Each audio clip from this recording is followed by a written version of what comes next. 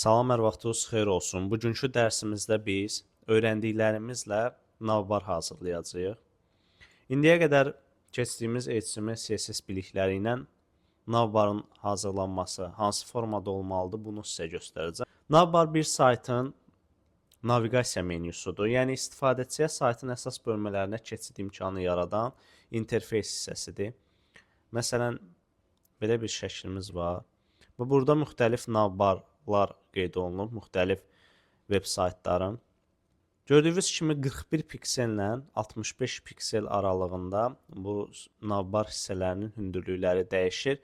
Bunlar standart ölçülərdir. Yəni bundan çox da ola bilər, az da ola bilər, amma məsləhət bu ölçülər aralığında olmağı daha məqsədə uyğundur. Və bizim də hazırlayacağımız navbar bu olacaq.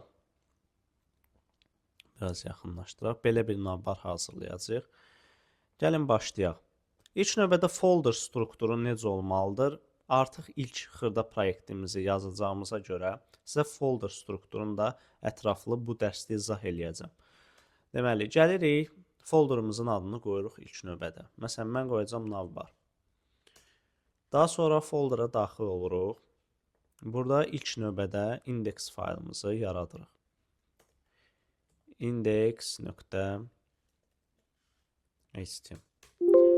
Daha sonra burada bir dənə də folder yaradırıq və bu folderi biz external CSS-ə əlavə etmək üçün istifadə edəcəyik. Gəlirik bu foldera, burada bir dənə CSS style adlı CSS faylı yaradırıq. Aha. Növbəti mərhələdə naviqasiya menyularında adətən loqolarda istifadə olunur. Məsələn, burada baxa bilərik. LinkedIn-in loqosudur, Instagram-ın loqosudur, YouTube-un loqosudur və bunlar şəkil formatında çox vaxt istifadə olunur. Şəkil formatında istifadə olunur deyə ümumiyyətlə səhifəmizdə biz şəkillərdən istifadə edəcəyik deyə burada bir dənə də image folderi yaradırıq və bunun içinə hansı şəkilləri istifadə edəcəyiksə, onları əlavə edəcəyik. Belə. Daxil oluruq index faylımıza. Bunu açaq Visual Studio Code'da. Gördüyünüz kimi bu cür açdıqda yalnız faylın özü açılır.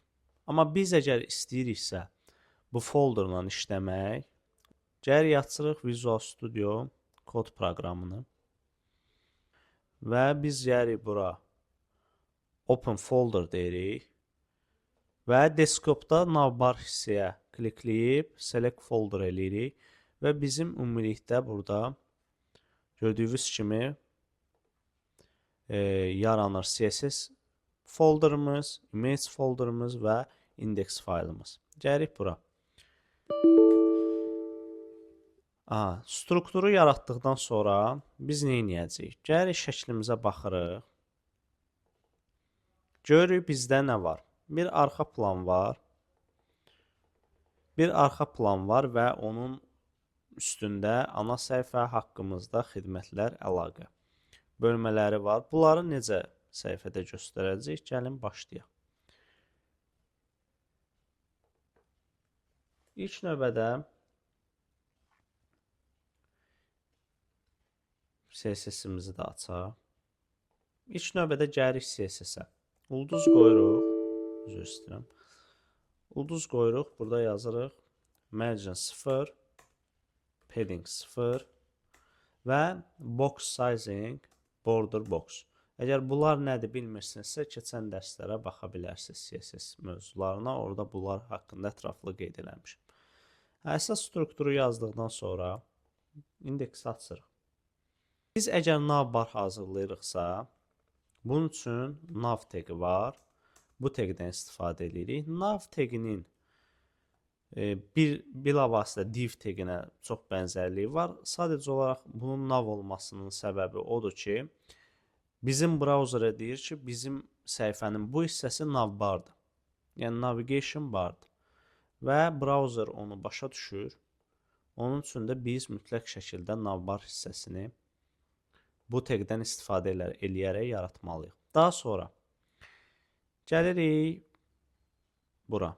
Buranı bağlayaq hələ ki. Burada gördüyümüz kimi 4 ədəd ana səhifə haqqımızda xidmətlər əlaqə bölməsi var. 4 ədəd belə bir bölmə var. Bölmələri necə hazırlamaq lazımdır? Gəlirik. Bir dənə rel tagi istifadə edirik. Nə idi rel? Unordered list deməkdir, yəni nömrələnməmiş siyahı. Nömrələnməmiş siyahı 4 dənə də li istifadə edirik burada. Deməli, hansı lilərdə olar? Ana səhifə haqqımızda xidmətlər əlaqə.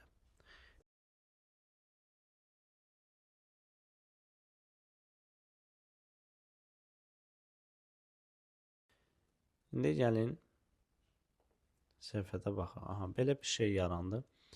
Biz əgər yazdığımızı daha sürətli formada görmək istəyiriksə, bunu brauzerda açmaya da bilərik. Gəlirik burada Show Preview deyirik. Və daha rahat formada bizim yazdığımız kodlar burada özünü göstərir. Hələ ki bundan istifadə edirik. Daha sonra növbəti addımda biz artıq bunları CSS xüsusiyyətləri verərək bu vəziyyətə gətirib çıxartmalıyıq.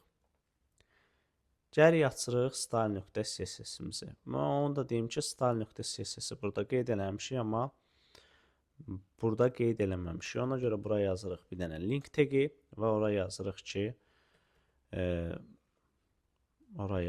ki, CSS-in daxilində style ilə müraciət elə. Gördüyünüz kimi avtomatik margin, padding və box sizing xüsusiyyətlərini burada götürdü. Aha. Daha sonra navın ümumi arxa planı gördüyünüz kimi qaradır və ona görə biz gəlirik bura. Deyirik ki, nav tagində background color black olacaq. Aha. Və onu da vurğulayım ki, indi növbəti mərhələdə bunun bu cür yox, daha düzgün yazılışını sizə göstərəcəm. Navın daxilindəki A-lara biz deyirik ki, sənin rəngin olsun white.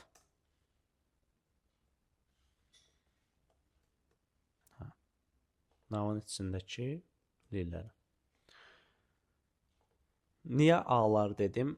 A-lar deməyimin səbəbi burada əslində biz A tag istifadə eləməliyik. Səbəbi nədir? Sadəcə onu göstərmək üçün biz ilk növbədə A-sız yazdım. Baxın, mən dedim ki, naviqasiya menyusu, naviqasiya barı nə deməkdir? Əgər biz veb-saytda müxtəlif yerlərə müraciət eləyəcəksə, yəni ana səhifəyə, haqqımızda hissəsinə, xidmətlərə, əlaqəyə müraciət eləyəcəksə, yəni biz istəyiriksə bunlara kliklədikdə başqa bir səhifə açılsın. Bunun üçün biz burada link istifadə eləməliyik. Bizim də link tagimiz A tagidir. Məsələn, biz ana səhifə hissəsini bu A tagin daxilində yazsaq, gördüyünüz kimi bu artıq linkin standart xüsusiyyətlərini aldı. Yəni susmaya görə altından xətt oldu, link formasını aldı və rəngi mavi oldu. Ona görə də biz buradakı lilərə yox, A-lara rəng verəcəyik. Gördüyünüz kimi rəng ağ oldu, lakin altdan xətt yarandı. İndi bunları da tənzimləyəcəyik. Gəlin digərlərini də tagin daxilində yazaq.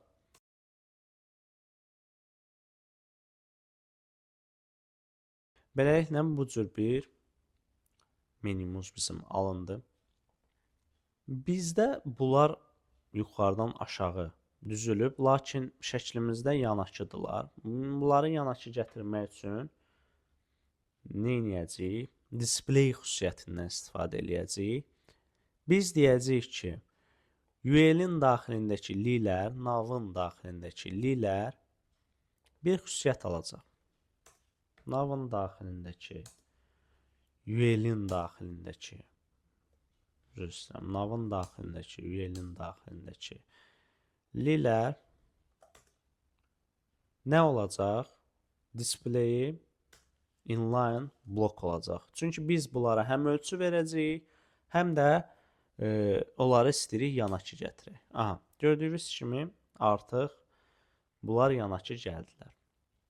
Bunların arasında müəyyən bir boşluq olmalıdır. Şəkildə bax gördüyünüz kimi burada bir müəyyən boşluq var. Gəlin o boşluğu verək. Boşluğu vermək üçün merging xüsusiyyətindən istifadə eləyəcəyik. Yuxarıdan aşağıdan 0 piksel olsun, soldan sağdan 20 piksel məsafədə merging olsun. Gördüyünüz kimi həmin məsafəni də almış olduq. Daha sonra bu altdan xətt məsələləri bizi narahat eləyir. Çünki bizdə şəklimizdə o yoxdur. Ona görə gəlirik navli A-nın daxilinə. Belə bir xüsusiyyət yazırıq. Text decoration none. Text decoration none bizim elementlərin altından çəkilmiş xətti yoxa çıxartdı. Burada bizim A-lar burada biraz daha böyük görsənir. Deməli, onlara ölçü verə bilərik. Gəlirik A-lara, deyirik ki, font size-ın olsun. Nə qədər? Olsun 18 piksel. Biraz böyüdür. Yaxşıdır, məncə kifayətdir. Daha sonra biz nə etməliyik? Gəlirik, görürük ki, bizim bu daxildəki yazılarla yuxarı sərhəd arasında müəyyən bir məsafə var. Bizdə məzmunla sərhəd arasındakı məsafə nə idi? Padding idi. Ona görə biz padding istifadə edirik. Gəlirik nava, deyirik ki, yəni ümumi bu hissəyə deyirik ki, sənin paddingin olacaq məzmununla aranda. Yuxarıdan aşağıdan 15 piksel olsun. Lakin yanlardan bizə ehtiyac yoxdur. 0 piksel olsun. Piksel yazmasaq da olar. Və gördüyünüz kimi belə bir görüntü aldıq. Daha sonra biz görürük ki, burada tam mərkəzdədir bizim yazılar. Bunu mərkəzə gətirmək üçün nava deyirik ki, sənin text align-ın nə olsun? Center olsun. Aha. Gördüyünüz kimi bunları da mərkəzdədir. Deməli belə. Gördüyünüz kimi bizim navbar hissəmiz artıq hazırdır. Sadəcə olaraq burada background rəngi biraz daha açıq versək, daha yaxşı görsənər. Belə. Gördüyünüz kimi bizim navbar hissəmiz hazırdır. Gəlin brauzerdə də baxaq.